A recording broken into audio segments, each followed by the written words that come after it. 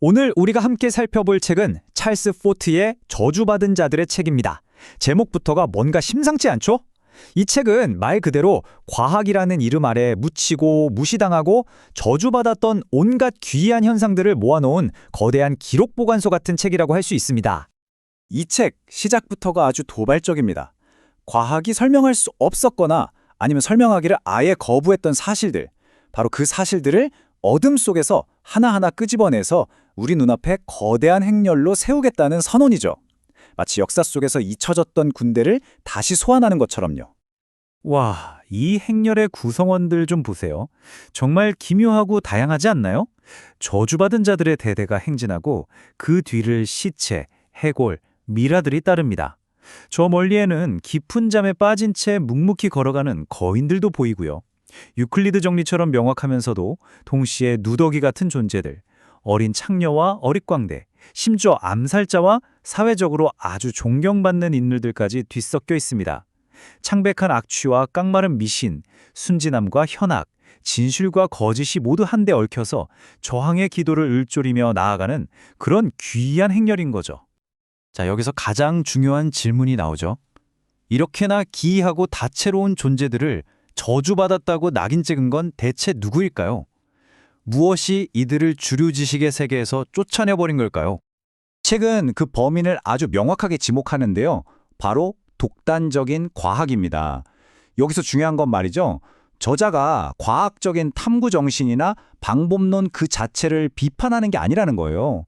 그가 겨냥하는 건 스스로를 절대 진리의 유일한 심판관으로 여기면서 자기 체계에 맞지 않는 건 모조리 배제하고 무시해버리는 과학의 그 독단적인 태도입니다.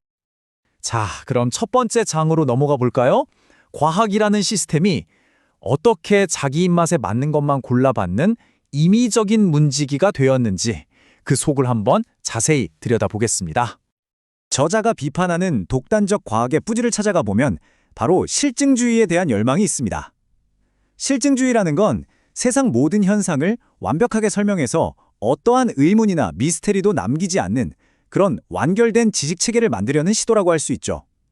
이 관점에서 우주는 거대한 기계 같은 거예요. 모든 부품은 예측 가능하고 세상에 설명 불가능한 것이란 있을 수 없죠. 단지 아직 설명되지 않았을 뿐이라는 겁니다. 그런데 말이죠, 저자는 여기서 근본적인 질문을 던져요. 현실 세계가 정말 그렇게 칼로 무자르듯 깔끔하게 정리될 수 있는 걸까요? 만약 현실이 닫힌 시스템이 아니라 강물처럼 끊임없이 흐르면서 모든 것의 경계가 모호해지는 그런 연속성의 세계라면 어떨까요? 과학이 세워놓은 그 명확한 경계선들이 사실은 인간이 만들어낸 인위적인 것에 불과하다면요? 바로 이 인용문이 핵심을 꿰뚫고 있는데요. 저자는 과학이 절대로 순수하고 고립된 섬처럼 존재할 수 없다고 말합니다. 왜냐하면 과학은 다른 모든 사회적, 철학적 현상들과 복잡하게 얽혀 있기 때문이죠. 강이 주변 땅과 분리될 수 없고 도시가 주변 환경 없이 존재할 수 없는 것처럼 과학 역시 그 자체만으로 완결된 실체가 될 수 없다는 겁니다. 절대적인 경계를 그으려는 시도 자체가 환상이라는 거죠. 아니, 그렇다면 과학은 어떻게 그렇게 완벽하고 완결된 것처럼 보일 수 있었던 걸까요? 저자는 그 방법이 놀라울 정도로 단순하다고 말합니다. 자신의 이론과 체계에 들어맞지 않는 사실들을 아예 없는 셈 치거나 미신으로 치부하거나 저주받은 것으로 낙인 찍어서 추방해버리는 것, 바로 배제입니다. 이 비유를 들어보면 이 주장이 확 와닿으실 거예요. 만약 어떤 사회학자가 모든 뉴요커는 아프리카 출신이다 라는 가설을 증명하고 싶다고 한번 상상해 보세요. 그 사람이 어떻게 하면 될까요? 아주 쉽습니다.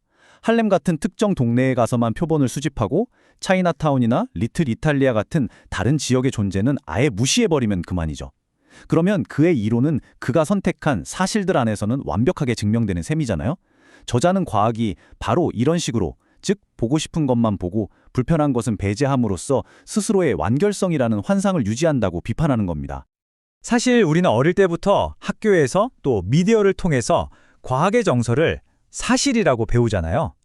하지만 이 책의 관점에서 본다면 이건 객관적인 사실을 받아들이는 거라기보다는 수많은 불편한 진실들을 배제함으로써 만들어진 하나의 시스템에 대한 믿음을 강요받는 것과 같다고 할 수 있습니다. 자, 이제 저자는 이 재치 있는 말로 우리를 다음 단계로 이끌고 있습니다. 지금까지 과학이 어떻게 저주받은 사실들을 배제해 왔는지 봤으니 이제부터는 그 터무니없는 사실들을 하나씩 아주 정중하게 만나볼 시간이라는 거죠. 네, 드디어 본격적으로 저주받은 사실들의 행렬과 마주할 시간입니다. 과학적 정설에 도전하는 첫 번째 증거들, 바로 하늘에서 내린 기이한 물질들에 대한 기록입니다. 그 첫 번째 주자는요, 하늘에서 떨어진 정체불명의 노란 가루에 대한 이야기입니다. 단순한 먼지나 황사와는 차원이 다른 뭔가 기묘한 특징을 가진 물질들이죠. 그리고 이게 그냥 한두 번 있었던 일이 아니에요. 19세기 내내 캐나다 노바스코시아에서부터 스페인의 카나리아 제도에 이르기까지 전 세계적으로 비슷한 보고가 계속 이어졌습니다. 이건 명백한 패턴을 가진 현상이었던 거죠. 자, 바로 이 지점에서 정설과 저주받은 사실이 정면으로 부딪힙니다. 과학계의 공식적인 설명은 간단했어요. 소나무 꽃가루가 바람에 날린 것이라는 거죠. 하지만 저자는 아주 날카롭게 파고들죠. 픽투에 떨어진 물질에서 꽃가루가 발견된 건 사실인데 6월에 소나무 숲 근처에서 떨어진 거라면 모든 꽃가루가 섞여 있는 게 당연하지 않냐는 겁니다. 그 물질의 본질이 꽃가루라고 증명된 건 아니라는 거죠. 더군다나 카나리아 제도 전체를 뒤덮을 만큼 어마어마한 양은 단순한 꽃가루 현상으로는 도저히 설명이 안 되거든요. 결국 꽃가루라는 설명은 모든 의문을 잠재우려는 편리한 변명일 수 있다는 겁니다. 노란가루도 기묘하지만 이제 훨씬 더 극적인 현상으로 넘어가 보죠. 이번에는 하늘에서 붉은 비, 때로는 피의 비라고 불렸던 현상에 대한 기록들입니다. 정말 충격적인 상상이죠? 저자는 이걸 통해서 과학적 독단에 길들여진 사회가 얼마나 기이한 현상을 외면하거나 합리화하는 데 익숙해져 있는지를 꼬집습니다. 만약 하늘에서 피가 쏟아지는 말도 안 되는 일이 벌어져도 사람들은 그걸 설명하려는 과학의 말을 믿고 아무 일 없다는 듯이 출근할 거라는 그런 냉소적인 통찰인 거죠. 붉은 비에 대한 과학계의 정설은 사하라 사막의 붉은 모래라는 겁니다. 꽤 그럴듯하게 들리죠? 하지만 저자는 이건 역시 편리한 수면제일 뿐이라고 말해요. 우리의 호기심을 잠재우고 더 이상 질문하지 못하게 만드는 마취자라는 거죠. 이 설명은 바람의 방향과 전혀 맞지 않는 지역에서 발생한 사례나 분석 결과 모래와는 성분 자체가 다른 사례들을 교묘하게 무시합니다. 모든 붉은 비를 사막 모래라는 하나의 틀에 억지로 끼워 맞추고 있다는 겁니다. 기이함의 강도가 점점 더 세집니다. 자, 이제는요, 하늘에서 떨어진 것 중에 가장 기괴하다고 할 수 있는 바로 살점, 고기, 그리고 정체불명의 유기물 덩어리에 대한 기록들입니다.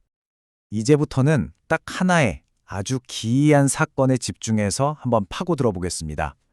독단적인 과학이 일관된 설명조차 내놓지 못하고 어떻게 스스로 모순에 빠지는지를 명확하게 보여주는 사례거든요. 때는 1819년 8월 13일, 장소는 미국 매사추세츠주의 에머스트입니다. 그날 하늘에서 정체불명의 물체가 떨어졌고 이 사건은 당시 학계에 큰 관심을 끌었죠. 당시 이 물질을 직접 조사했던 교수의 기록이 아주 상세하게 남아있는데요. 겉보기에는 가공된 천처럼 보풀이 있었는데 그 안에는 다망색의 펄프 같은 물질이 들어있었다고 해요. 게다가 심한 악취를 풍겼고 순식간에 썩어버렸습니다. 누가 봐도 지구상의 평범한 물질은 아니었던 거죠. 자, 대체 이 기묘한 물질의 정체는 뭐였을까요? 과학계는 이 질문에 답하기 위해 나섰지만 그 결과는 그야말로 혼동 그 자체였습니다. 각 전문가들은 저마다 자신만만하게 정체를 밝혔는데 그들의 주장이 서로를 정면으로 반박하는 웃지 못할 상황이 벌어진 거죠. 이 상황을 좀 보세요. 정말 놀랍지 않나요? 어떤 사람들은 노스톡이라는 박테리아의 일종이라고 주장했습니다. 그러자 저명한 스미스 교수는 개구리 알이라고 단정했고요. 그런데 표본을 직접 가지고 있던 해밀턴 박사는 그게 폐 조직이라고 선언했고 또 다른 전문가인 에드워즈 박사는 추가 조사를 통해 연골과 근섬유 덩어리라고 결론 내렸습니다. 하나의 물질을 두고 이렇게까지 서로 다른 과학적 결론이 나올 수 있다니 정말 대단하죠? 게다가 가장 널리 퍼졌던 노스톡 이론에는요, 아주 치명적인 결함이 있었습니다. 저자가 조사해보니까 당시에 알려진 모든 노스톡은 녹색 또는 청록색이었어요. 하지만 에머스트에 떨어진 물질은 명백히 담황색이었죠. 가장 기본적인 관찰 사실조차 무시된 채 그냥 편리한 설명이 채택되었던 겁니다. 결국 이 물질이 동물 조직이라고 결론 내렸던 에드워즈 박사는요, 솔직하게 고백합니다. 어디서 왔는지는 모르겠습니다. 다른 과학자들이 확실하지도 않은 이론으로 억지 설명을 만들어낼 때 직접 표본을 분석한 과학자는 오히려 자신의 한계를 인정한 거죠. 자, 이렇게 분석도 안 되고 설명도 안 되고 전문가들 의견마저 뒤죽박죽인 막다른 길에 다다랐을 때 기존의 과학 체계는 스스로를 지키기 위해 마지막으로 어떤 카드를 꺼낼까요? 19세기 과학계의 최고 권위자였던 알렉산더 폰 훔볼트가 그 답을 딱 정해줍니다. 만약 어떤 현상이 현재의 시스템으로 설명될 수 없다면 그건 신화로 분류되어야 한다는 겁니다. 즉, 이해할 수 없는 건 그냥 존재하지 않는 것으로 만들어버리는 거죠. 이것이 바로 무시를 통한 저주의 완성입니다. 자, 이제 오늘 이야기의 마무리로 넘어가 볼 시간입니다. 이 구체적인 사례들을 통해서 우리는 과학적 진실이란 과연 무엇인가 하는 더 넓은 철학적 질문에 도달하게 되거든요. 오늘 우리는 하늘에서 떨어진 기이한 물질들에 대한 기록을 쭉 살펴봤습니다. 그리고 과학계가 이런 현상들을 어떻게 편리하게 설명하고 때로는 모순을 감수하면서까지 합리화하며 최종적으로는 신화의 영역으로 추방해버리는지를 목격했죠. 오늘 우리가 다룬 핵심 개념들을 다시 한번 짚어볼까요? 우리는 독단적 과학이 배제한 저주받은 자들의 행렬을 보았고요. 과학이 진실 그 자체가 아니라 배제를 통해 진실처럼 보이는 유사체계일 수 있다는 점을 확인했습니다. 또 정설적인 설명들이 때로는 진실 탐구를 막는 수면제 역할을 한다는 점과 그 설명들을 정면으로 반박하는 구체적인 사례들도 살펴봤습니다. 이 모든 걸 종합해보면 이 책이 우리에게 던지는 가장 근본적이고 도발적인 질문에 다다르게 됩니다. 하늘에서 비가 내리는 것처럼 비교적 단순해 보이는 현상에 대한 공식 설명조차 이렇게 허점과 모순으로 가득하다면 우리가 절대적이라고 믿고 있는 다른 복잡한 과학적 진실들은 과연 얼마나 견고할까요? 하지만 여러분, 기억하세요. 저주받은 자들의 행렬은 이제 막 출발했을 뿐입니다. 오늘 우리는 행렬의 일부인 어릿광대와 창녀들을 만났을 뿐이죠. 저자의 표현을 빌리자면 아직 잠든 채 걸어오는 거인들은 등장하지도 않았습니다. 다음 시간에는 훨씬 더 기이하고 과학의 근간을 뒤흔드는 이야기들이 우리를 기다리고 있을 겁니다. 찰스 포트의 저주받은 책, 그 두 번째 탐험을 계속 이어가 보겠습니다. 이 책은요, 우리가 과학이라는 이름으로 단단하게 쌓아 올린 지식의 성벽, 그 안에 들어오기를 거부당한 사실들에 대한 이야기입니다. 아니, 이야기라기보다는 존재 자체를 부정당한 것들의 처절한 외침에 더 가깝죠. 포트는 이 책을 아주 조심스럽게 이런 이상한 일도 있지 않을까요? 하고 묻는 방식으로 시작하지 않아요. 이 문장을 보세요. 이건 거의 선전포고에 가깝습니다. 과학적 도그마라는 그 견고한 요새를 향해서 무시당하고 잊혔던 사실들이 이제 대오를 갖춰서 행진하겠다는 겁니다. 이건 단순한 서문이 아니에요. 우리가 너무나 당연하게 믿어왔던 이 세계의 법칙에 대한 아주 강력한 정면 도전장인 셈입니다. 자, 그럼 그 행진의 선두에 선 것들부터 만나보겠습니다. 바로 우리가 발딛고 있는 이 지구의 물리법칙만으로는 도저히 설명이 안 되는 현상들이에요.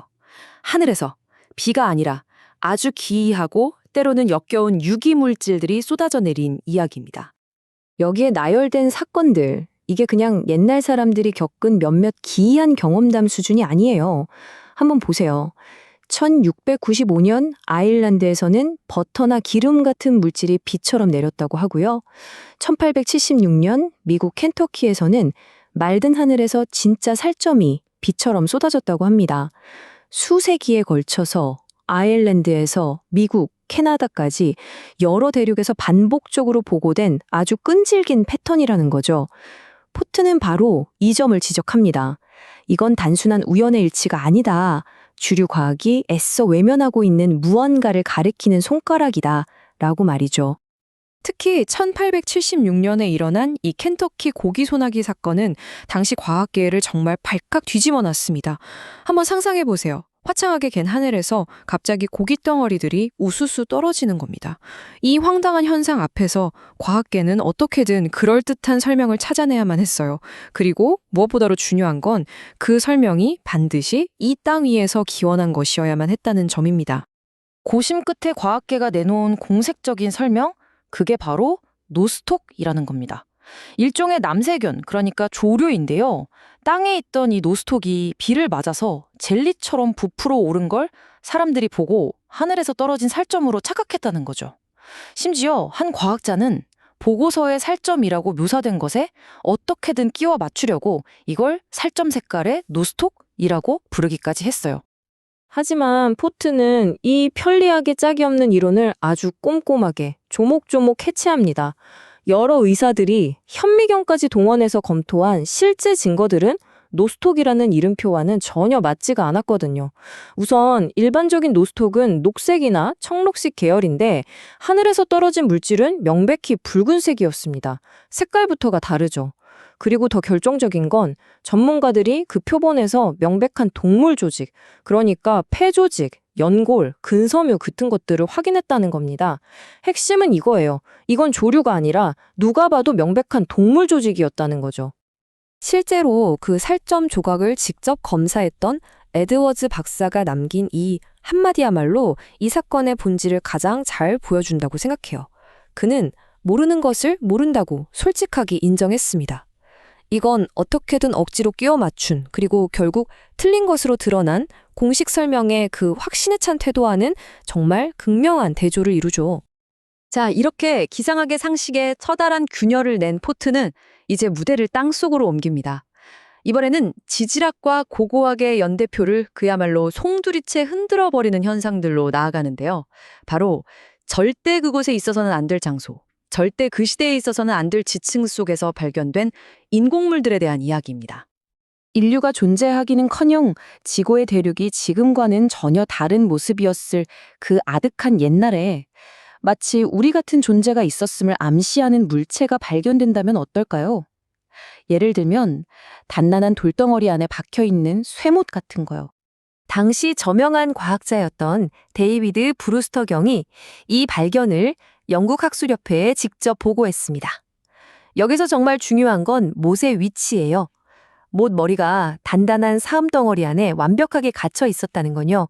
이 못이 그 돌이 아직 부드러운 모래였던 시절, 즉 완전히 굳어지기 이전에 그곳에 놓여 있었다는 걸 의미합니다. 그냥 나중에 누가 박아 넣은 게 아니라는 거죠. 기존의 지식 체계와는 도저히 화해할 수 없는 이 유물 앞에서 당대 최고의 지성들이 모인 과학계가 보인 반응은 뭘까요? 바로 침묵이었습니다. 조사도 토론도 없었어요. 이 사실은 논의조차 되지 못한 채 철저한 무시를 통해 저주받은 것이 되어버린 겁니다. 설명할 수 없으니 그냥 없는 셈 치는 거죠. 도전은 여기서 끝나지 않습니다.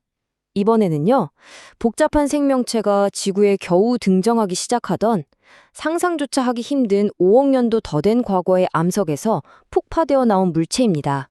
그냥 찌그러진 깡통 같은 게 아니에요. 아연과 은을 섞어서 만든 합금 용기인데 표면에는 순운으로 아주 정교하게 꽃무늬까지 새겨져 있었습니다. 이런 걸 만들려면 상당히 진보든 야금술이 필요하거든요. 그런데 이 놀라운 물건이 발견된 곳이 어디라고요? 인류는커녕 공룡조차 등장하기 수억 년 전에 형성된 암석 속이었습니다. 이 시간의 간극을 어떻게 설명해야 할까요? 이 마지막 물건은요, 단순히 지질학적 시간 개념에만 도전하는 게 아닙니다. 고대 기술의 수준에 대한 우리의 통념, 그 전체에 의문을 던지는 물건이에요. 정설, 즉 주류학계의 논리는 이렇습니다. 고대 아시리아인들은 렌즈를 만들 기술이 없었다. 따라서 이것은 렌즈가 아니라 그냥 장식품일 것이다. 좀 이상하죠? 물건 자체의 기능이나 형태를 보고 판단하는 게 아니라 기존의 역사적 연대표에 맞춰서 물건의 정체성을 그냥 재단해버리는 거예요. 반면에 포트는 브루스터 경의 말을 빌려서 아주 급진적인 대안을 제시합니다. 만약 이게 정말로 렌즈가 맞고 당시 문명이 이걸 만들 수 없었다면 그 기원은 이 땅의 역사가 아닌 다른 곳, 어쩌면 저 하늘에서 온 것일 수도 있지 않을까 하고 말이죠. 자, 이제 우리는 포트가 제시하는 저주받은 것들의 행렬, 그야말로 클라이맥스에 도달합니다. 지금까지는 먼지나 기름 혹은 오래된 유물 같은 무생물에 대한 이야기였죠? 이제부터는 살아 숨쉬는 동물들이 하늘에서 비처럼 쏟아져 내리는 현상에 대한 이야기입니다. 이게 그냥 몇 마리 수준이 아니에요. 기록에 따르면 수천, 때로는 수만 마리의 개구리, 물고기, 그리고 다른 생물들이 하늘에서 떨어졌다고 합니다. 더 놀라운 건 뭔지 아세요? 목격자들을 경악하게 만든 사실인데 그들 대부분이 멀쩡히 살아있고 다치지 않은 상태로 발견된다는 점입니다. 상상만 해도 정말 기괴한 장면이죠. 물론 이 기이한 현상에 대해서도 과학계가 내놓은 가장 유력한 설명이 있습니다. 바로 회오리 바람 이론이죠. 표면적으로 보면 꽤 그럴듯하게 들려요. 강력한 회오리 바람이 연못 같은 곳을 지나가다가 물이랑 그 안에 사는 물고기들을 몽땅 빨아들여서 다른 곳에 가서 떨어뜨린다는 아주 단순하고 기계적인 설명입니다. 하지만 포트는 우리에게 묻습니다. 이 편리한 설명을 잠시만 접어두고 실제 보고서에 기록된 구체적인 세부 사항들을 한번 들여다보자고요. 그렇게 하는 순간 이 깔끔해 보였던 이론이 완전히 무너져 내린다고 주장합니다. 이 이론은요, 현상의 가장 기이하고 일관된 부분들을 전부 무시해야만 성립이 가능해요. 한번 생각해 보세요. 회오리 바람이 그렇게 지능적인가요? 연못에 있는 진흙, 수초, 온갖 벌레들은 다 놔두고 딱 한 종류의 물고기만 정확히 골라서 빨아 올릴 수 있을까요? 그리고 그 어마어마한 소용돌이에 휘말려서 저 높은 상공의 추운곳까지 올라갔다가 땅으로 내동댕이 쳐지는데 연약한 생물들이 어떻게 멀쩡하게 살아남을 수 있죠? 심지어 어떤 마을에서는 A라는 거리에는 잉어가, B라는 거리에는 송어가 떨어졌다는 보고도 있어요. 회오리 바람이 종류별로 나눠서 배달 서비스라도 해준 걸까요? 이 이론은 실제 보고된 사건 그 자체가 아니라 이론에 맞게 축소되고 왜곡된 사건만을 설명할 뿐입니다. 자, 이렇게 기존의 설명들이 모두 구멍투성이라는 것을 낱낱이 보여준 포트는 이제 자신만의 아주 대담한 가설을 제시할 준비를 마쳤습니다. 그는 이 모든 미스터리를 단 하나의 틀 안에서 이해하기 위한 완전히 새로운 세계관을 제안합니다. 포트는 이런 현상들의 기원이 바로 우리 옆에 있는 연못이 아니라 훨씬 더 먼 곳, 즉 시간이 흐르면서 온갖 사물이 저장되고 마치 체에 거르듯이 아주 정밀하게 분류될 수 있는 어떤 특별한 장소임을 암시하고 있는 겁니다. 그는 이 미지의 장소에 이름까지 붙입니다. 바로 제네시스트린. 성경의 창세기, 제네시스에서 따온 말인데요. 말 그대로 지구로 떨어지는 온갖 생명과 물건들의 근원지라는 뜻을 담고 있습니다. 이것이 바로 포트의 정말 급진적인 제안, 슈퍼 사르가소 해의 가설입니다. 이렇게 한번 상상해 보세요. 우리 집 위에 눈에 보이지 않는 거대한 다락방이나 천상의 분실물 보관소가 하나 떠 있는 겁니다. 이곳은 지구의 중력 같은 힘들이 약해져서 오랜 기간 동안 온갖 것들이 모여서 둥둥 떠다니다가 알 수 없는 어떤 힘에 의해 다시 아래로 떨어질 수 있는 그런 영역이라는 거죠. 이 하나의 가설이 아무리 기이하게 들릴지라도 회오리바람 이론이 애써 무시해야만 했던 바로 그 세부 사항들을 놀랍도록 명쾌하게 설명해냅니다. 왜 단일 종의 동물만 비처럼 내리는지, 왜 그 동물들이 다치지 않았는지, 심지어 켄터키에 내린 고기비의 정체까지도요. 이 가설은 우리 행성이 우주 속에 덩그러니 고립된 존재가 아니라 바로 우리 머리 위 하늘에 이상하고 거대한 동반자 영역을 두고 있음을 시사하는 겁니다. 그런데 이 슈퍼 사르가소해라는 아이디어는 여기서 멈추지 않아요. 훨씬 더 심오하고 어쩌면 섬뜩하기까지 한 질문으로 우리를 이끌고 갑니다. 만약 무생물이나 원시적인 생명체가 그곳에 머물 수 있다면 그보다 더 고등한 무언가 역시 그곳에 존재할 수 있지 않을까요? 이 도발적인 제문과 이번 여정의 한 부분을 마무리하겠습니다. 이 질문은 우리가 다음에 탐구하게 될 훨씬 더 기이한 천문학적 그리고 고고학적 미스터리들을 위한 완벽한 무대를 마련해 줍니다. 과연 하늘에서 떨어진 것은 정말 물고기와 돌멩이뿐이었을까요? 자, 찰스 포트의 저주받은 책과 함께하는 여정 계속해서 이어가 보겠습니다. 이 책은요, 당대의 과학이 설명하기를 거부했거나 혹은 자신들의 이론 체계에 들어맞지 않는다는 이유로 아주 의도적으로 무시해버린 수많은 현상들을 집대성한 정말 엄청난 기록물이죠. 포츠는 바로 이렇게 과학이라는 이름 아래 저주받고 패척된 현상들이야말로 어쩌면 우리가 주목해야 할 진실의 조각일지 모른다고 말하는데요. 오늘 그 첫 번째 이야기, 바로 하늘에서 떨어진 아주 기이한 유기물질들을 한번 파헤쳐 보겠습니다. 포트는 책의 서두에서부터 과학계가 이런 미스터리한 현상들을 어떻게 외면하는지 그 두 가지 핵심적인 방어 논리를 정확하게 꿰뚫어 봅니다. 정말 예리하죠? 첫 번째는 뭐냐? 바로 부정입니다. 그런 일은 일어난 적이 없다. 목격자가 착각했거나 거짓말한 거다. 이렇게 아예 없었던 일로 치부해버리는 거죠.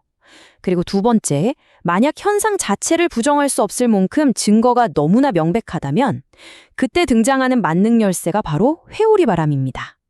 그거 땅에 있던 개구리나 물고기가 회오리 바람에 우연히 휩쓸려 올라갔다가 떨어진 것뿐이야. 아주 간단하고 편리한 설명이죠. 이 두 가지, 부정과 회오리 바람이 바로 기이한 현상들을 마주한 과학의 아주 강력한 방어막인 셈입니다. 자, 그럼 구체적인 사례를 한번 볼까요? 다트머스 대학의 전직 강사였던 그레이브스 교수가 직접 목격하고 기록한 아주 고전적인 사례부터 자세히 살펴보겠습니다. 이 사건은 포트가 말하는 과학의 틀로는 도저히 설명할 수 없는 저주받은 현상의 아주 전형적인 예시라고 할 수 있어요. 왜냐하면 이게 단순한 자연현상으로 보기에는 너무나도 이상한 점이 한두 가지가 아니었기 때문이죠. 한번 상상해 보세요. 하늘에서 떨어진 이 물질, 이게 결코 평범한 기상현상으로 생긴 게 아니었습니다. 마치 잘 짜인 천의 표면처럼 보풀로 덮여 있었고요. 그 보풀 아래에는 펄프같이 걸쭉한 내용물이 들어있었습니다. 게다가 코를 찌르는 뭔가 썩는 듯한 역한 악취까지 풍겼죠. 시간이 지나서 마르니까 회색 가루로 변해버렸고요. 이 물질의 모습은 이걸 본 사람들을 아주 깊은 혼란에 빠뜨렸습니다. 단순한 자연현상으로 치부하기에는 너무나도 이상하고 복잡한, 명백히 유기적인 특성을 지니고 있었던 겁니다. 자, 이제 한층 더 귀괴한 사건으로 넘어가 보겠습니다. 이건 말 그대로 하늘에서 고기 덩어리가 비처럼 쏟아진 사건입니다. 켄터키의 한 농장에 약 100야드 길이의 50야드 폭으로 마치 눈송이처럼 생긴 2, 3인치 크기의 살점 조각들이 하늘에서 쏟아져 내렸어요. 더 놀라운 건 목격자 중에 2명의 신사가 용감하게도 이 물질을 직접 맛보고는 이건 양고기나 사슴고기 맛이 나는데? 라고 증언까지 했다는 겁니다. 이처럼 너무나도 기묘하고 충격적인 현상은 당연히 과학적인 설명을 요구하지 않을 수 없었겠죠. 물론 과학계는 이런 젤라틴 형태의 물질에 의해서 아주 깔끔하고 편리한 설명을 내놓았습니다. 바로 노스톡이라는 땅에 사는 박테리아라는 거죠. 이 노스톡이라는 건 평소에는 눈에 잘 띄지 않게 바싹 말라있다가 비를 맞으면 수십 배로 부풀어 오르면서 젤리처럼 변하는 특성이 있습니다. 그러니까 과학계의 주장은 이거예요. 사람들이 땅에 있던 노스톡이 비에 불어난 걸 보고는 그걸 하늘에서 떨어진 걸로 착각했을 뿐이다. 아주 편리한 설명이죠? 바로 이 지점에서 포트는 아주 날카로운 비판을 제기합니다. 그는 이 설명이 일종의 지적 동화작용이라고 말해요. 이게 뭐냐면요. 사실관계와는 상관없이 낯선 현상을 자신들이 이미 알고 있는 익숙한 틀에 억지로 끼워 맞추려는 시도라는 겁니다. 이거 젤리 같네? 그럼 우리가 아는 젤리 같은 박테리아, 노스톡이겠지? 이렇게 결론을 정해놓고 현상을 꿰어 맞춘다는 거죠. 과연 켄터키에 내린 그 살점 소나기는 정말 이 노스톡이라는 편리한 단어 하나로 모두 설명될 수 있었을까요? 자, 이 화면을 한번 보시죠. 왼쪽에는 여러 과학자들이 해당 물질을 현미경으로 분석한 결과가 있습니다. 폐 조직, 연골, 근육섬유와 같은 아주 복잡한 동물 조직이 확인되었다는 명백한 관찰 사실이죠. 한 분석가는 말의 폐조직 같다고 했고 다른 분석가는 심지어 유아의 폐조직일 가능성까지 제기할 정도였습니다. 반면에 오른쪽에는 이 모든 복잡한 사실들을 그저 살생 노스톡이라는 단 하나의 단어로 설명하려는 과학계의 공식 입장이 있습니다. 포트는 바로 이 둘 사이에 엄청난 간극, 이 무시무시한 괴리를 지적하고 있는 겁니다. 이 인용문이야말로 이 사건의 핵심을 정확히 보여줍니다. 처음에는 노스톡 이론을 지지했던 뉴워크 과학협회의 에드워즈 박사 같은 과학자조차 증거물을 직접 현미경으로 검토한 후에는 그 이론을 포기할 수밖에 없었습니다. 그는 자신이 본 것이 명백한 폐조직이라고, 연골 조직이라고 인정했죠. 그리고 그 결과는 무엇이었을까요? 그는 이 물질이 대체 어디서 왔는지에 대해 아무런 설명도 내놓지 못하게 된 겁니다. 편리한 이론이 무너지자 이 현상은 다시 설명 불가능한 미스터리로 남게 된 거죠. 노스톡이라는 그 편리한 설명이 무너지자 살점 소나기는 다시 설명 불가능한 미스터리가 되었습니다. 그런데 포트는 여기서 멈추지 않아요. 하늘에서 떨어진 기이한 물질은 생물에만 국한되지 않았거든요. 이제 우리의 상식을 더욱 뒤흔드는, 마치 하늘 위 어딘가에서 누군가 의도적으로 떨어뜨린 것처럼 보이는 아주 특정하고 때로는 유용하기까지 한 물질들의 목록으로 넘어가 보겠습니다. 하늘에서 떨어진 이 화물들은 정말 다양합니다. 아일랜드에는 고약한 냄새가 나는 노란색 버터 같은 물질이 내렸고요. 터키에는 빵을 만들어 먹을 수 있을 만큼 엄청난 양의 만나가, 프랑스에는 조니와 아주 유사한 섬유질 물질이, 캐나다에는 유황 덩어리가 눈과 함께 쏟아졌습니다. 물론 각각의 사례마다 과학계는 또 편리한 설명을 덧붙였죠. 예를 들어 성경에도 나오는 그 만나의 경우, 그건 아시아 대초원에 있던 지회류가 회오리 바람에 날려온 것뿐이야 라는 식으로 말이죠. 항상 회오리 바람이 해결사로 등장합니다. 포트는 당시 과학계의 이런 태도를 아주 기가 막힌 비유로 설명합니다. 마치 어떤 사회학자가 모든 뉴요커는 아프리카에서 왔다는 자기만의 가설을 증명하기 위해서 뉴욕의 할렘 지역에 가서만 샘플을 채취하는 것과 같다는 거죠. 당연히 할렘에서는 흑인 주민들이 많이 나오겠죠. 하지만 그렇다고 해서 모든 뉴요커가 흑인이라고 결론 내리는 건 명백한 오류잖아요. 과학 역시 모든 기이한 현상은 지구에서 기원했다는 자신들의 대전제에 맞지 않는 모든 증거들을 철저히 무시하고 배제하는 방식으로 이론을 유지하고 있다는 겁니다. 그런데 말이죠. 하늘에서 물줄이 떨어지는 현상 중 일부는 단순한 일회성 사건이 아니었습니다. 특정 지역에 아주 지속적으로 나타나는 이 현상들은 포트로 하여금 기존의 물리 법칙에 정면으로 도전하는 그의 가장 혁명적이고 대담한 아이디어로 나아가게 만듭니다. 한번 상상해 보십시오. 버터와 같은 아주 기묘한 물질이 아일랜드의 2개의 주에 걸친 정말 광활한 지역에, 그것도 딱 한두 번이 아니라 봄의 상당 기간 동안 간헐적으로 계속해서 떨어졌다는 겁니다. 여러분, 잠깐 나타났다 사라지는 회오리 바람이 어떻게 이런 현상을 설명할 수 있을까요? 이건 일시적이고 국지적인 현상이 아니라 명백히 지속적이고 광범위한 현상이었습니다. 이 질문은 우리를 전통적인 기상학의 틀에서 완전히 벗어나게 만듭니다. 회오리 바람은 스쳐 지나가는 사건이지만 이건 끈질긴 현상이었어요. 그렇다면 질문을 바꿔야죠. 그 지역 상공에 무언가 고정된 근원이 있어서 거기서 계속해서 물질을 떨어뜨리고 있었다고 가정해야 하지 않을까요? 물론 지구는 자전하고 대기는 끊임없이 흐르는데 어떻게 하늘 위에 무언가가 고정되어 있을 수 있냐고요? 네, 바로 그게 핵심입니다. 이건 기존 물리학으로는 거의 불가능해 보이는 일이죠. 바로 여기서 포트는 슈퍼 사르가소해라고 부를 만한 정말 대담한 가설을 제시합니다. 마치 바다의 특정 해역에 해류가 멈춰서 온갖 부유물이 모이는 사르가소해처럼 하늘 위 어딘가에 중력과 기상현상의 힘이 잘 미치지 않는 고정된 영역이 존재한다는 것이죠. 그리고 바로 이곳에 지구에서 올라가거나 혹은 우주에서 온 온갖 물체들이 몇 주, 몇 달, 심지어 몇 세기 동안 쌓여 있다가 어떤 계기로 인해 지구로 떨어진다는 정말 놀라운 생각입니다.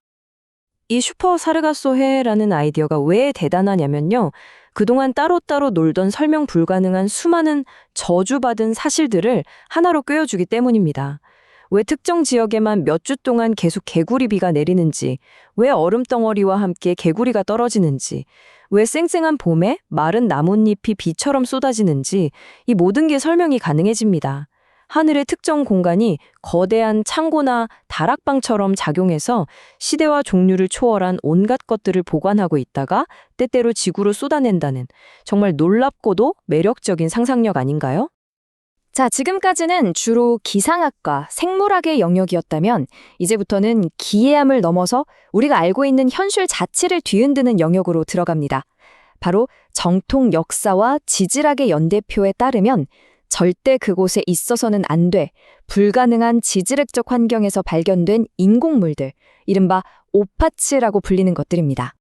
지금부터 우리가 학교에서 배우고 너무나 당연하게 받아들여온 인류와 지구의 역사 연대표를 통째로 뒤흔드는 변칙적인 사례들을 연달아 살펴보겠습니다. 각 사례는 그 자체로 우리가 알고 있는 과거에 대한 거대한 질문을 던집니다. 우리의 역사는 과연 우리가 배운 그대로일까요? 마음의 준비를 단단히 하셔야 할 겁니다. 70에서 80피트. 미터로 환산하면 약 21m에서 24m 깊이입니다. 이것은 1870년 미국 테네시에서 아여유 오와 같은 양각 글자가 새겨진 돌 블록이 발견된 땅속 깊이입니다. 한번 생각해 보세요. 이 정도 깊이의 지층은 지질학적으로 인류가 문자를 발명하기는커녕 존재하지도 않았던 훨씬 더 오래된 시대의 것이어야만 합니다. 그런데 어떻게 거기에 문자가 새겨진 돌이 있을 수 있었을까요? 1851년 단단한 암반을 폭파하는 과정에서 발견된 이 정교한 금속 용기를 좀 보세요. 아연과 은의 합금으로 추정되는 이 물건이 나온 지층은 무려 수십만 년 전의 것으로 추정됩니다. 어떻게 그 먼 옛날에 은으로 꽃무늬를 상감하는 이런 섬세하고 아름다운 세공 기술이 존재할 수 있었을까요? 이건 정말 상식적으로 말이 안 되는 일이죠. 일부에서는 이걸 운석일 거라고 추측했지만 이건 수백만 년 혹은 수천만 년 전에 형성된 석탄층에서 나온 거의 완벽한 인공 정육 면체였습니다. 게다가 사방으로 깊은 홍까지 파여 있었죠. 자연적으로는 결코 만들어질 수 없는 형태의 물건이 인류가 존재하기도 한참 전의 지층에서 나온 겁니다. 이번엔 고대 니네베 유적의 보물창고에서 발견된 물체입니다. 당대의 저명한 광학자였던 데이비드 브루스터 경은 이걸 보고 단순한 장식품이 아니라 정확하게 초점을 맞출 수 있는 진정한 광학 렌즈라고 단언했습니다. 이것은 고대 아시리아인들이 가지고 있었다고는 도저히 믿기 어려운 고도의 과학기술이 당시에 존재했음을 시사하는 강력한 증거입니다. 이건 정말 이상하죠? 북미 대륙 버지니아에서 우물을 파던 중 지하 30피트, 약 9m 깊이에서 동전이 하나 발견됐습니다. 그런데 여기에 새겨진 인물이 로마 시대의 전사나 문자와 유사하다고 묘사되었습니다. 콜럼버스가 아메리카 대륙을 발견하기도 훨씬 이전에 그 깊은 땅속에 어떻게 로마 시대의 유물이 묻혀 있을 수 있었을까요? 보세요. 당대의 저명한 과학자였던 데이비드 브루스터 자신조차 이 발견들이 너무나 믿기 힘든 성질의 것이라고 말하며 이것들이 기존의 역사관에 제기하는 심오한 도전을 솔직하게 인정했습니다. 비록 과학 시스템 전체는 이 강력한 증거들을 애써 무시하거나 저주하는 방향으로 작동했지만 말입니다. 한 개인의 양심과 시스템의 관성은 이렇게 달랐다는 거죠. 이 모든 불가능한 유물들 중에서 포트가 기존 질서, 즉 정통론의 관뚜껑에 박아놓는 가장 강력하고 상징적인 목과 같은 물건이 하나 있습니다. 1845년 데이비드 브루스터 경은 이 놀라운 발견을 영국 협회에 발표했습니다. 스코틀랜드의 한 채석장에서 단단한 사암 덩어리를 깨는 과정에서 쇠못이 발견된 겁니다. 여기서 정말 중요한 것은 못이 돌을 깬 호에 박힌 게 아니라 깨진 돌 안에서 나왔다는 점입니다. 다시 말해 그 돌이 형성될 때부터 못이 그 안에 있었다는 뜻이죠. 정황은 너무나 명확했습니다. 인공적으로 만들어진 쇠못이 형성되는데 수백만 년이 걸리는 사암 안에서 발견된 거예요. 못 머리는 돌 안에 완벽하게 박혀 있었고 몸통 일부는 돌 표면을 따라 자연스럽게 휘어져 있었으며 심지어 못 끝은 그 암석칠 아래에 있던 점토층까지 다 있었습니다. 이 모습은 나중에 누군가 억지로 박았다고 설명하기는 거의 불가능해 보입니다. 이건 킹구디의 못과 아주 유사한 또 다른 사례입니다. 스코틀랜드 지하 7피트 깊이의 석탄 한가운데서 드릴비트와 같은 철제 도구가 발견되었죠. 공식적인 설명은 무엇이었을까요? 아, 그거? 현대의 드릴이 부러져서 남았을 거야 라는 겁니다. 하지만 이 설명은 아주 결정적인 질문에 답을 하지 못합니다. 부러진 드릴 조각 주변으로 어떻게 석탄이 다시 틈 하나 없이 단단하게 굳어졌는지는 전혀 설명하지 못하는 거죠. 그러자 포트는 여기서 정말 엉뚱하면서도 핵심을 찌르는 상상을 합니다. 하늘 수백만 마일 위에 사는 슈퍼 목수가 일하다가 실수로 못을 떨어뜨린 건 아닐까? 이 질문은 농담처럼 들릴지도 모르겠습니다. 하지만 이건 만약 이 물체가 우리의 역사로 도저히 설명될 수 없다면 어쩌면 그것은 애초에 우리의 역사가 아닐 수도 있다는, 우리의 시간과 공간을 벗어난 기원을 상상하게 만드는 아주 강력한 질문입니다. 물론 과학계는 이 저주받은 증거를 무효화하기 위해 반격에 나섭니다. 사암이 단 12년 만에 굳을 수도 있다는 또 다른 변칙적인 사례를 들어 반박하는 것이죠. 하지만 포트가 지적하듯이 이 반론을 받아들이는 순간 우리는 기존의 모든 지질학적 연대 측정법을 완전히 수정해야 합니다. 결국 캥구디의 못을 설명하기 위해 지질학 전체를 부정해야 하는 딜레마에 빠지는 거죠. 어떤 식으로든 정통론의 기반을 스스로 흔드는 셈입니다. 바로 이 지정에서 포트르는 과학의 논리를 과학 자신에게 그대로 되돌려줍니다. 그는 박물관에 있는 수많은 운석들 중 실제로 떨어지는 것이 목격된 것은 극소수에 불과하다는 점을 지적해요. 그저 다른 방식으로는 설명이 불가능하다는 소극적인 이유만으로 하늘에서 떨어진 것으로 인정받는다는 거죠. 그렇다면 왜 똑같은 자격을 갖춘 못이나 렌즈, 금속 용기 같은 훨씬 더 이상한 물체들은 저주받아야 하는 걸까요? 포트는 바로 이 과학의 이중잣대와 위선을 정면으로 꼬집고 있는 겁니다. 결국 이 책이 우리에게 던지는 마지막 도발적인 질문은 이것입니다. 하늘 위 슈퍼묵수의 존재를 믿으라는 것이 아닙니다.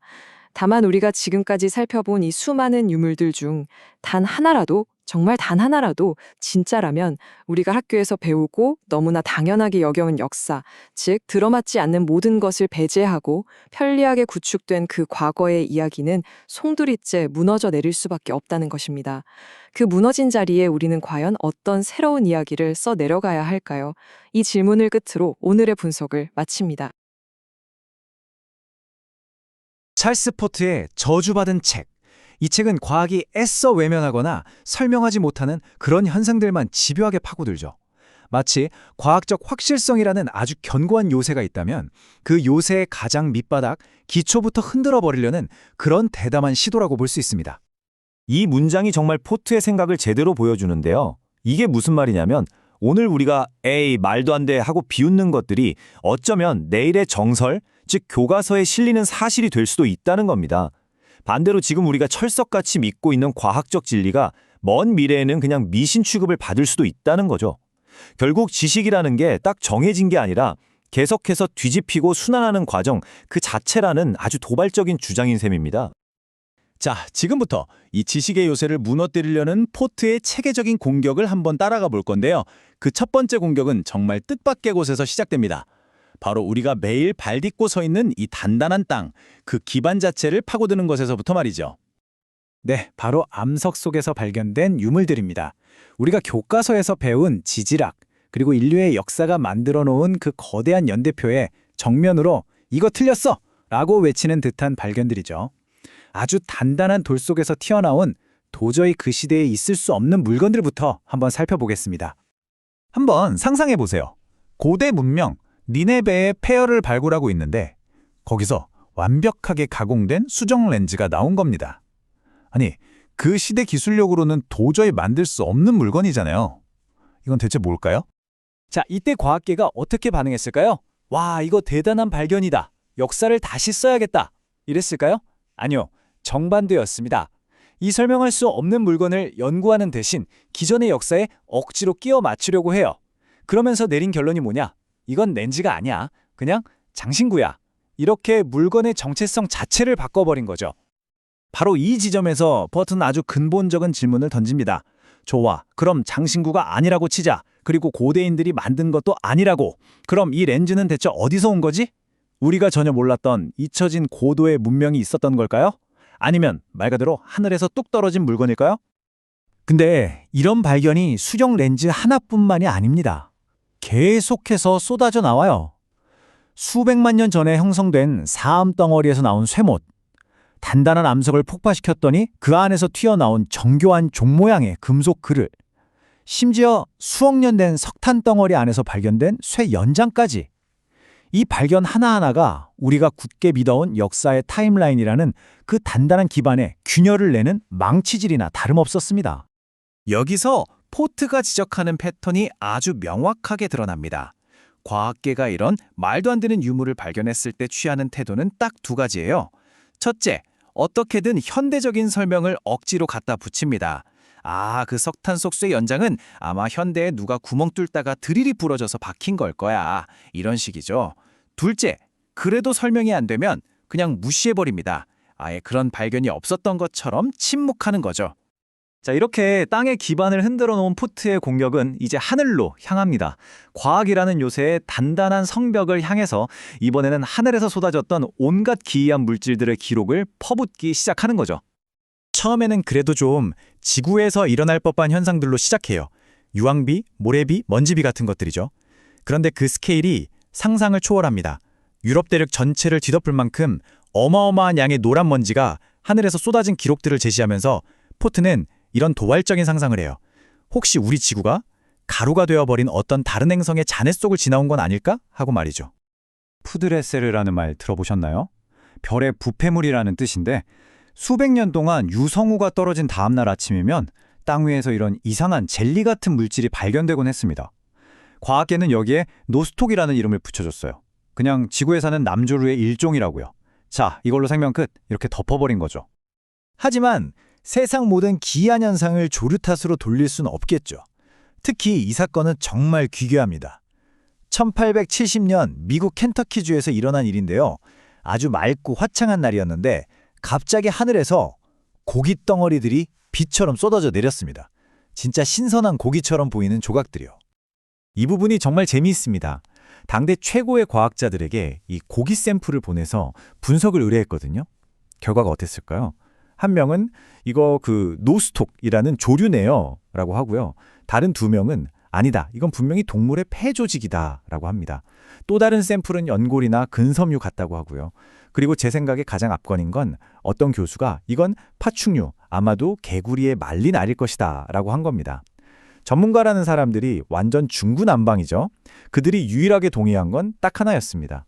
그 정체가 무엇이든 아무리 말이 안 되는 설명이라도 이건 반드시 지구에서 온 것이어야만 한다는 점이었죠.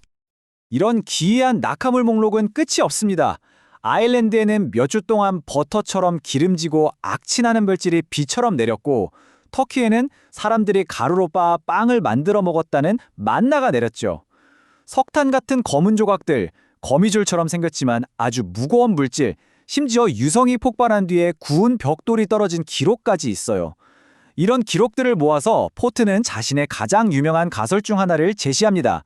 바로 슈퍼 사르가소해라는 개념이죠. 우주가 텅 빈 공간이 아니라 지구에서 날아간 온갖 쓰레기와 외계에서 온 물질들이 뒤섞여 떠다니는 거대한 바다와 같다는 겁니다. 그리고 가끔 그 바다에 떠다니던 것들이 우리 머리 위로 다시 떨어지는 거라고요. 자, 요새의 기반도 흔들고 성벽도 두드렸습니다. 이제 포트는 과학이라는 요새의 가장 깊숙한 곳, 바로 심장부를 공격합니다. 우주의 질서와 예측 가능성을 다루는 학문, 바로 천문학이죠. 과학 중에서도 가장 정확하고 완벽하다고 여겨지는 분야에 의문을 제기하는 겁니다. 아주 대표적인 사례가 있습니다. 1847년에 천문학자들이 개기월식을 예측했어요. 그럼 달이 지구 그림자에 완전히 가려져서 새까맣게 보여야 정상이잖아요? 그런데 워키라는 관측자가 하늘을 보니 정반대의 현상이 일어난 겁니다. 달이 어두워지기는커녕 아주 아름다운 핏빛으로 환하게 빛나고 있었어요. 예측과 관측이 완전히 어긋난 거죠. 그럼 과학계는 이론을 의심했을까요? 아니요.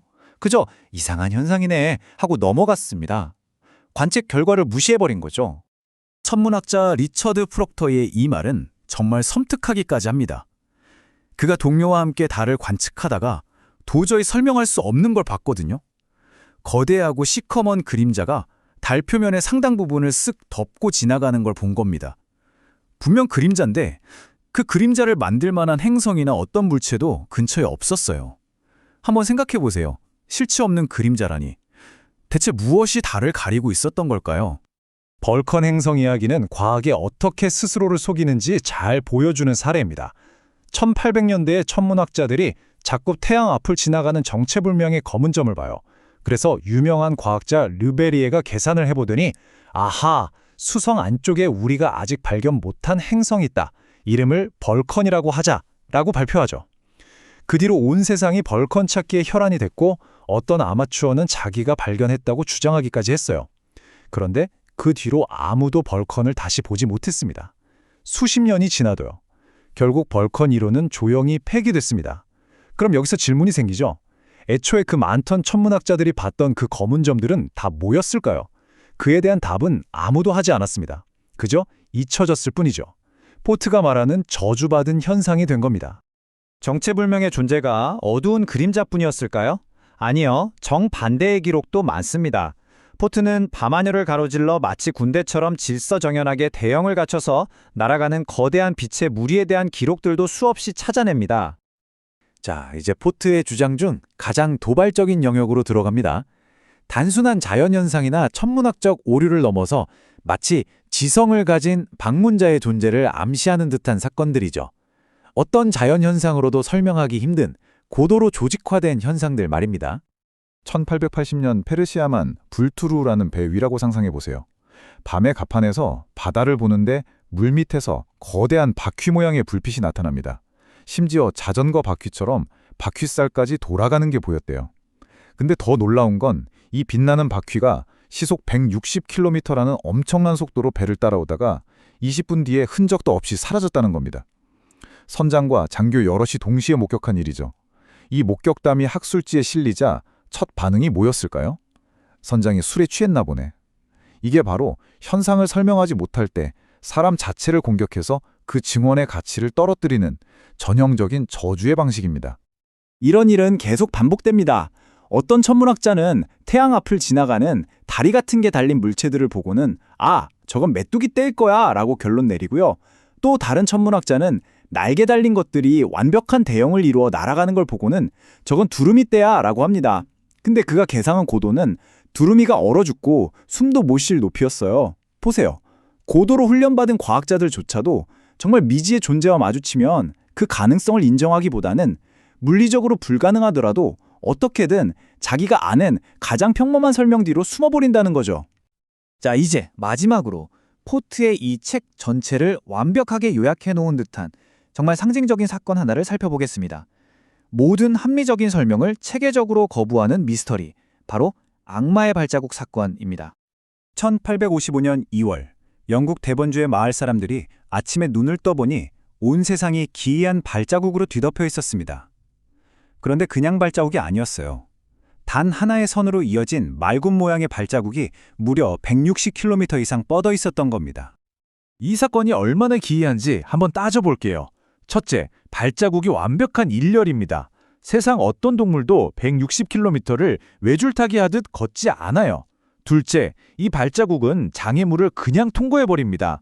4m가 넘는 담벼락 위에도 미끄러운 지붕 위에도 심지어 건초더미 한가운데를 관통해서도 똑같은 간격으로 찍혀 있었어요. 셋째, 폭이 3km나 되는 강 양쪽 마을에서 발자국이 발견됐는데 강을 건넌 흔적은 어디에도 없었습니다. 마치 강 위를 날아서 건너간 것처럼요.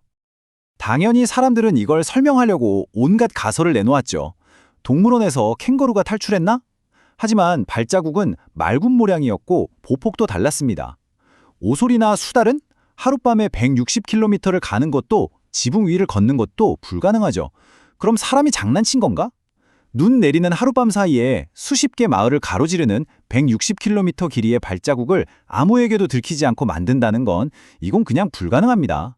보시다시피 우리가 아는 모든 합리적인 설명은 이 기이한 증거들 앞에서 하나씩 체계적으로 전부 무너져 내립니다. 그리고 이것이 바로 포트가 우리에게 던지는 마지막 질문입니다. 모든 설명이 실패했을 때, 모든 전문가들이 고개를 저을 때, 우리가 믿었던 지식의 요새가 와르르 무너져 내렸을 때, 우리 눈앞에 남는 것은 과연 무엇일까요?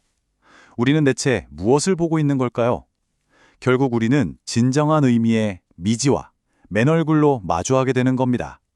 그리고 바로 이 지점에서 우리의 마지막 탐구가 시작될 겁니다. 자, 찰스 포트의 기념비적인 저서, 저주받은 책에 대한 저희의 탐험도 이제 마지막 장에 다다랐습니다. 이번에는 이 책이 우리에게 던지는 가장 심오하고 또 가장 도전적인 생각들을 함께 들여다보겠습니다. 포트는요, 이 책을 차분한 논증으로 시작하지 않아요. 이건 거의 선전포고에 가깝습니다.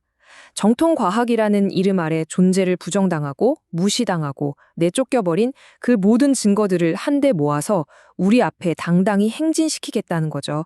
마치 잊혀진 군대를 다시 불러 모으는 장군처럼 말이에요. 여기서 그는 자신의 진짜 적이 누구인지를 명확하게 밝힙니다. 바로 독단적인 과학이죠. 근데 여러분, 여기서 저주받았다는 게 무슨 초자연적인 저주 이런 게 아니에요. 과학이 만들어 놓은 깔끔한 설명체계, 그 상자 안에 들어맞지 않는다는 이유 하나만으로 배제되고 무시당하고 아예 없는 것처럼 취급당하는 모든 사실들을 의미하는 겁니다. 코포트는 바로 이 완고한 신념체계 그 자체의 정면으로 도전장을 내민 겁니다. 자, 그럼 이제 그 저주받은 것들의 행렬을 한번 따라가 볼까요? 그 행렬의 맨 앞줄에 서 있는 건 바로 물건들입니다. 누가 봐도 지적인 존재가 만든 것 같은데 기존의 역사나 지질학의 시간표에 따르면 도저히 절대로 그곳에 있어서는 안 될 장소와 시간 속에서 발견된 유물들이죠. 이건 그냥 좀 이상하게 생긴 돌멩이나 오래된 고철 덩어리 그런 차원의 이야기가 아닙니다. 우리가 아는 인류의 역사가 시작되기도 훨씬 이전에 어쩌면 인류라는 존재가 지구에 나타나기도 전에 활동했을지도 모르는 어떤 잊혀진 장인들, 기술자들, 아니 어쩌면 지구 밖에서 온 방문자들의 존재를 암시하는 그런 물건들이에요. 포트의 방식은 바로 축적입니다. 어떤 결정적인 증거 하나를 딱 내세우는 게 아니라 설명하기는 너무 힘든데 무시하기도 찝찝한 그런 사례들을 끊임없이 쏟아내는 거죠. 지금 보시는 이 목록처럼요. 수억 년 전에 만들어졌다는 사암이나 석탄 속에서 발견된 쇠못이나 정교한 금속 용기라니 이 유물 하나하나가 우리가 배운 정통 역사의 견고한 벽을 때리는 망치질 같은 거예요. 우리가 아는 역사가 전부가 아닐 수도 있다고, 우리의 시간표가 틀렸을 수도 있다고 계속해서 우리에게 묻고 있는 거죠. 바로 이 지점에서 핵심적인 질문이 나옵니다. 이 유물들은 우리한테 단순히 아니 어떻게 이런 게 가능해? 라고 묻는 데서 그치지 않아요. 그보다 훨씬 더 근본적인 질문. 대체 누가 수백만 년, 수억 년 전에 지층 속에 이런 것들을 만들어서 남겨놓았는가? 라는 질문을 던지게 만드는 거죠. 자, 이 돌 속의 못 사건 한번 자세히 뜯어보죠. 이게 재밌는 게요. 못 자체보다도 이걸 발견했을 때 학계가 보인 반응입니다. 그들은 이 발견을 반박하지 않았어요. 그냥 침묵했죠. 아무 일도 없었던 것처럼요. 포트는 바로 이게 저주가 작동하는 방식이라고 말합니다. 과학 시스템은 설명할 수 없는 증거를 논리적으로 깨부수는 게 아니라 아예 존재하지 않았던 것처럼 무시하고 외면함으로써 스스로의 권위를 지킨다는 겁니다. 자, 이제 저주받은 것들의 행렬은 무생물인 물건에서 훨씬 더 충격적인 가능성으로 나아갑니다. 바로 다른 존재들의 가능성이죠. 이건 지구의 역사와 생태계에서 인간이 주인공이라는 그 독점적인 지위에 정면으로 도전하는 이야기입니다. 포트는 거인에 대한 증거를 무슨 신화나 전설에서 가져오지 않습니다. 가장 원초적이고 물리적인 흔적, 바로 땅에 남겨진 발자국에서부터 이야기를 시작해요. 상상이 아니라 돌에 새겨진 명백한 증거를 통해서 말이죠. 자, 여기서 포트가 지적하는 배제주의자들의 논리가 아주 명확하게 드러납니다. 마시 교수는 이 발자국이 너무 크고 폭폭이 넓으니까 인간의 것이 아니라고 결론을 내려요. 근데 이게 어떻게 보면 완벽한 순환 논리인 거죠. 거인의 발자국은 보통 인간의 발 크기가 아니므로 거인의 발자국일 리가 없다. 이렇게 말하는 거나 마찬가지예요. 기준 자체를 지금의 우리 인간으로 딱 고정시켜 버리니까 다른 모든 가능성은 아예 처음부터 배제되어 버리는 겁니다. 그럼 이제 정반대 극단으로 한번 가볼까요?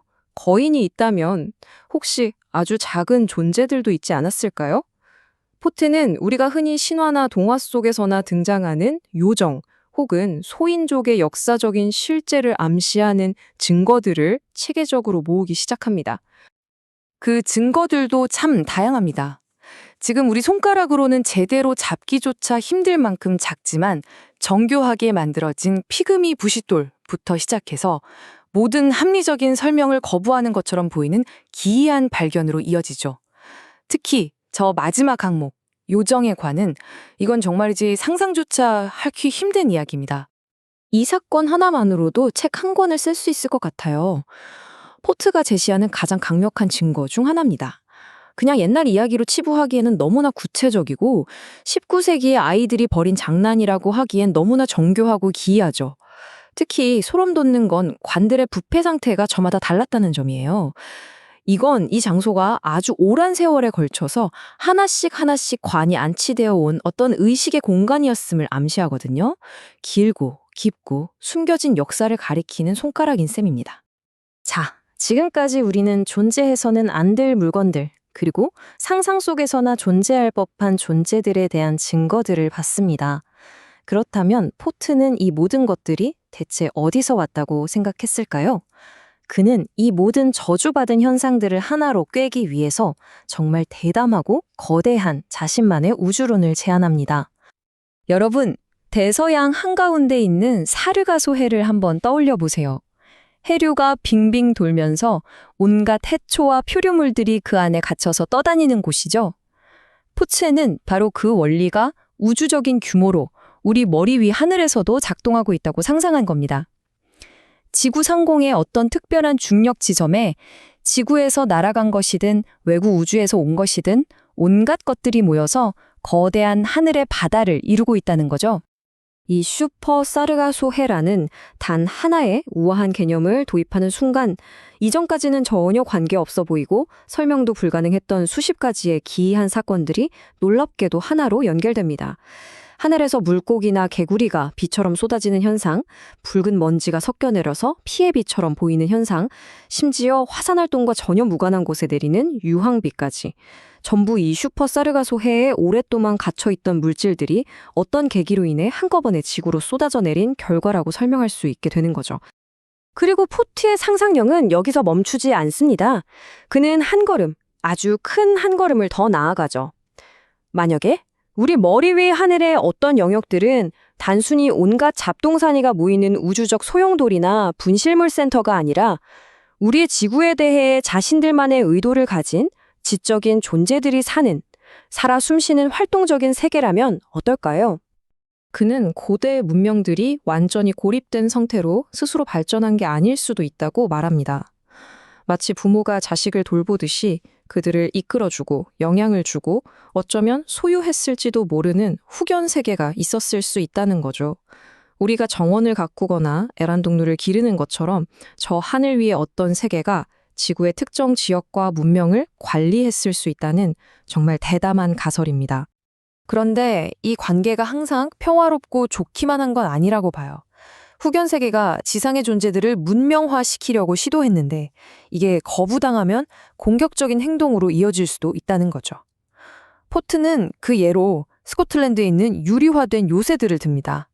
고대의 돌로 만든 요새들 중 일부가 마치 핵폭발이라도 맞은 것처럼 표면이 녹아서 유리처럼 변해버린 곳들이 있거든요. 포트는 이게 바로 좌절한 후견 세계가 엄청난 에너지, 아마도 번개 같은 것을 그 요새에 집중적으로 쏟아부은 분노의 결과물일 수 있다고 추측합니다. 자, 이제 우리의 시선을 온전히 하늘로 돌려보겠습니다. 포트가 보기에 하늘은 천문학자들이 말하는 것처럼 질서정연하게 돌아가는 거대한 시계가 아니었습니다. 그보다는 우리가 아직 인식하지 못하는 거대한 활동들이 끊임없이 벌어지면 거대한 극장이었죠. 1896년에 남겨진 이 섬뜩한 관측 기록 좀 보세요. 달 앞을 배경으로 나타난 거대하고 새까만 움직이지 않는 물체라니. 천문학 저널의 기록까지는 되었지만 도저히 설명할 방법이 없었기 때문에 결국 기존 과학체계에 통합되지 못하고 그냥 잊혀버렸습니다. 전향적인 저주받은 사실의 운명이죠. 포트는 역사에 기록된 가장 무서운 사건들 중 일부, 예를 들어 맑은 대낮에 갑자기 온 세상이 칠흑 같은 어둠에 잠기는 그런 현상들이 단순한 기상이변이 아닐 수 있다고 주장합니다.